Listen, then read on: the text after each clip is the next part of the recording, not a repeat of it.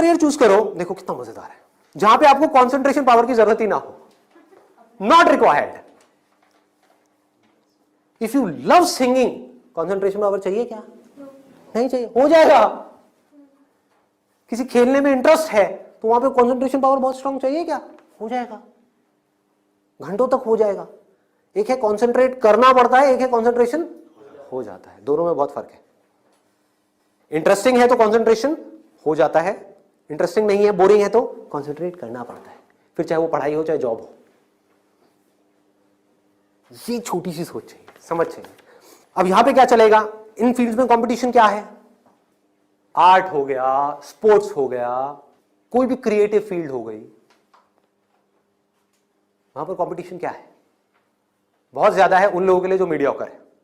लेकिन अगर आपके अंदर टैलेंट है, कोई कंपटीशन नहीं है, क्योंकि दोनों का आपस में कंपैरिजन किया ही नहीं जा सकता, कोई नंबर्स नहीं है ना।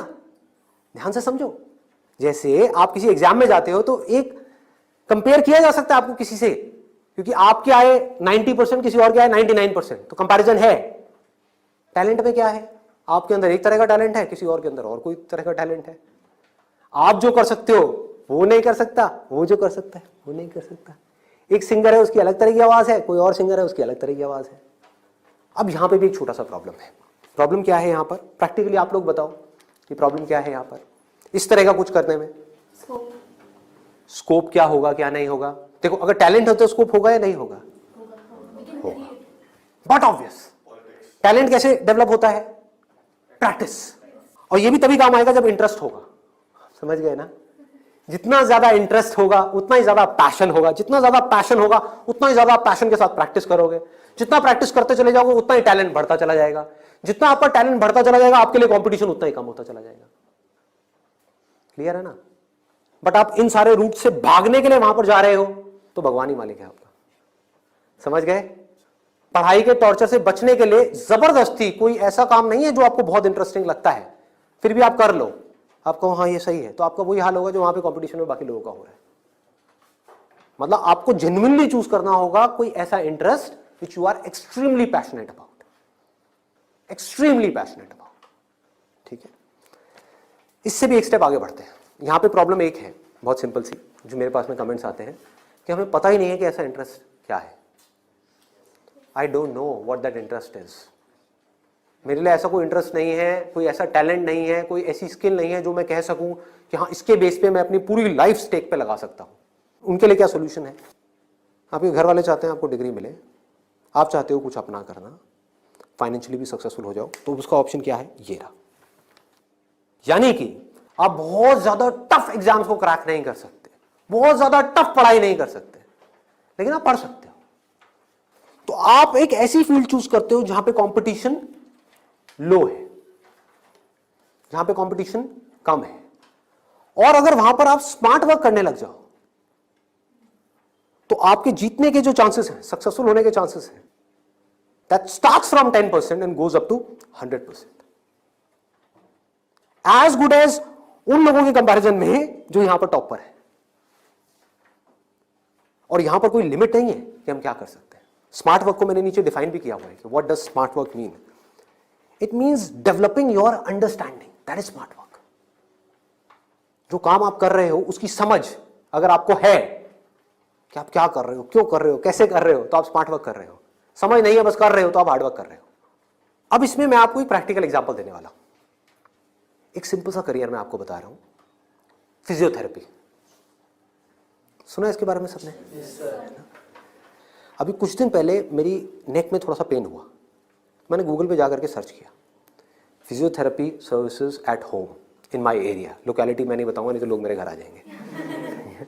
तो मैंने सर्च किया, वहाँ पर ऊपर कुछ लिस्टिंग्स आई, कुछ वेबसाइट्स आई, उसमें एक डॉक्टर का नाम मुझे मिला, उनकी मैं वेबसाइट पे गया, वहाँ जा करके उन डॉक्टर के बारे में मैंने 2-3 मिनट पढ़ा, समझा, मुझे अच्छा लगा पढ़ करके, समझ करके। उनको फ़ोन किया, वो मेरे घर पे आए, उन्होंने मुझे 7 दिन तक फिजियोथेरेपी ट्रीटमेंट दिया। वो एक ट्रीटमेंट का लेते हैं 500 से 700 रुपये, कई बार 1000 रुपये भी लेते हैं, depending upon the complications and time involved.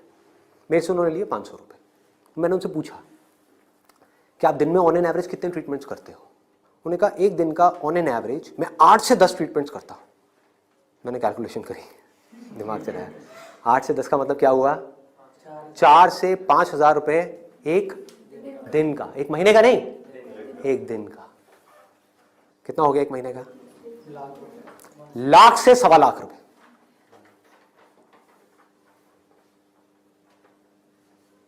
अभी उनको 4 साल हुए अपनी फिजियोथेरेपी करे हुए, ये नहीं है कि 40 साल हो गए, 4 साल। समझ रहे हो क्या किया उन्होंने, कैसे किया उन्होंने? वो सब आ जाता है स्मार्ट वर्क के अंदर। उन्होंने हार्ड वर्क नहीं किया, स्मार्ट वर्क किया। ज्यादातर लोग क्या करते हैं, एक हाईली कॉम्पिटिटिव फील्ड के अंदर जाकर के कॉम्पीट करते हैं, वहां होता है नहीं, जाकर के किसी लोकल कॉलेज में फंस जाते हैं, वहां से निकल करके जॉब के लिए धक्के खाते हैं। इसके आगे सोच बढ़ ही नहीं पाती है। जॉब नहीं मिल रही तो दुखी हो जाते हैं, उसके बाद में जब बहुत टाइम तक जॉब नहीं मिल रही होती तो जो भी जॉब होती है, जैसी भी जॉब होती है, कर लेते हैं। होता है प्रैक्टिकली ऐसा है? नहीं होता है। पढ़ाई करिए किसी फील्ड में, जॉब कर रहे हैं किसी और फील्ड में, मतलब जो वो पढ़ाई करी वो बेकार हो गई। स्मार्ट वर्क किसे कहते हैं? आप एक फिजियोथेरेपी कॉलेज में गए, कोई टॉप कॉलेज नहीं जहां पे अगेन कंपटीशन है, किसी लोकल कॉलेज से। क्योंकि कोई भी जब फिजियोथेरेपी कराता है तो पूछता नहीं आपने कौन से कॉलेज से किया है। मैंने नहीं पूछा, कोई नहीं पूछता। तो किसी भी कॉलेज से अच्छे से जा करके आप स्टडी करके आ गए, डिग्री लेकर के आ गए, आप कहीं भी जाओगे कभी भी आपको जॉब तो मिल ही जाएगी। जो सुन करके आपके घर वाले कन्विंस हो जाएंगे, कहेंगे हाँ ठीक है, एक बैकअप प्लान तो है। तो एक ऐसा रास्ता जहां पर वर्स्ट के सिनेरियो में आपको जॉब भी मिल जाए, लेकिन बेस्ट के सिनेरियो की कोई अपर लिमिट ना हो।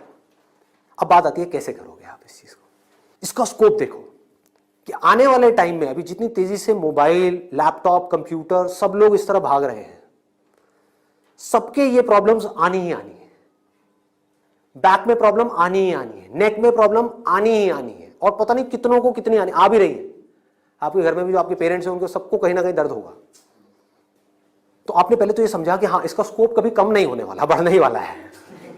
ठीक है, इसमें कंपटीशन भी बढ़ेगा जब स्कोप ज्यादा है तो, लेकिन किन लोगों के लिए बढ़ेगा? जो हार्ड वर्क कर रहे हैं।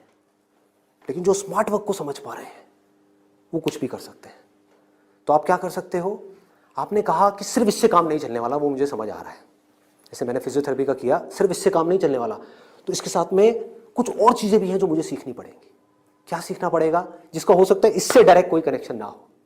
1 महीने का छोटा सा कहीं से वेबसाइट डेवलपमेंट का कोर्स कर लिया, और ऑनलाइन मार्केटिंग का, कि ऑनलाइन मार्केटिंग कैसे करते हैं। गूगल में जब भी आप कुछ सर्च करते हो तो वहां पे एड्स आती हैं, उसको बोलते हैं गूगल एडवर्ड्स। ये किस तरह से काम करता है? आपने कहा ऑनलाइन मार्केटिंग मैंने सीख ली, उसके अलावा मुझे अपनी कम्युनिकेशन स्किल्स पे काम करना होगा। क्योंकि अगर मैं कहीं जा रहा हूं, किसी से बात कर रहा हूं और मैं बेवकूफ लग रहा हूं बात करने में, तो कोई मुझे दोबारा क्यों बुलाएगा? तो आपने क्या किया? कम्युनिकेशन स्किल्स का एक कोर्स किया 1 महीने का, उसके अलावा इंग्लिश स्पीकिंग का एक कोर्स किया 6 महीने का या 1 साल का। इस सबसे हो क्या रहा है? आप एज एन इंडिविजुअल बेटर बनते चले जा रहे हो। उसके बाद में धीरे धीरे आप अपनी एक क्लाइंटेल बनाओगे। शुरू में मान लो आपको दिन में 2 या 4 लोगों ने बुलाया, वर्स्ट के सिनेरियो मान लो ना, घर से आप ऑपरेट कर रहे हो, अभी आपने कोई अपना क्लिनिक नहीं बनाया है, घर से आप ऑपरेट, और ये कोई थ्योरेटिकल बात नहीं है, ऐसे बहुत सारे लोग हैं जो ऑलरेडी ये काम कर रहे हैं, बहुत लोग कर रहे हैं। अपने नाम को मल्टीपल वेबसाइट्स में आप लिस्ट कर दोगे, इनको डायरेक्टरीज बोलते हैं, ऑनलाइन डायरेक्टरीज। तो ऑनलाइन सर्च इंजन में कोई भी कुछ भी सर्च करेगा तो कहीं ना कहीं वो आप तक पहुंच जाएगा, चाहे वो एक वेबसाइट के थ्रू पहुंचे, चाहे आपके थ्रू पहुंचे, चाहे एड के थ्रू पहुंचे, चाहे कहीं से भी पहुंचे, वो आप तक पहुंचेगा। अगर उनको आपने सेटिस्फाई कर दिया, अपनी बातों से भी, अपने ट्रीटमेंट से भी, ईमानदारी से, जेन्युइनली अच्छा ट्रीटमेंट कर दिया, तो वो क्या करेंगे? लोकेलिटी में रिकमेंड करेंगे, अपने फ्रेंड सर्कल में करेंगे, अपने रिलेटिव्स में करेंगे। तो धीरे धीरे क्या होगा? कुछ महीनों में क्या होगा? यहां पे थोड़ा पेशेंस रखना होगा। ये नहीं है सारा काम 1 दिन में हो जाएगा। आईआईटी में भी आपका एडमिशन होगा तो ये नहीं कि हलवा है वहां से क्लियर करना, 4 साल तक लग करके दिन रात काम तो करना ही पड़ेगा ना, यहां भी करना पड़ेगा। तो आप सीखते जा रहे हो, समझते जा रहे हो, धीरे धीरे आपको कुछ ऐसी टेक्नोलॉजीज के बारे में पता लगेगा, कुछ ऐसे इक्विपमेंट्स के बारे में पता लगेगा। इसमें हजारों तरह के इक्विपमेंट्स हैं, हजारों तरह की चीजें हैं, अलग अलग तरह के ट्रीटमेंट्स के लिए। इतनी बड़ी फील्ड है ये। आप आने वाले टाइम में फिजियोथेरेपी का एक ऐसा क्लिनिक बना सकते हो अपनी सिटी में या कहीं पर भी, जो अपने आप में स्टेट ऑफ द आर्ट हो, मतलब ऐसा जो पूरे इंडिया में ना हो। और क्लिनिक आप ऐसे करते करते धीरे धीरे, अभी 1 दिन में या 2 दिन में नहीं होगा, मान लो 5 साल में होगा, 10 साल में होगा, 20 साल में होगा। क्लिनिक कितना बड़ा हो सकता है, कितने क्लिनिक्स हो सकते हैं, क्या क्या हो सकता है, कोई लिमिट नहीं।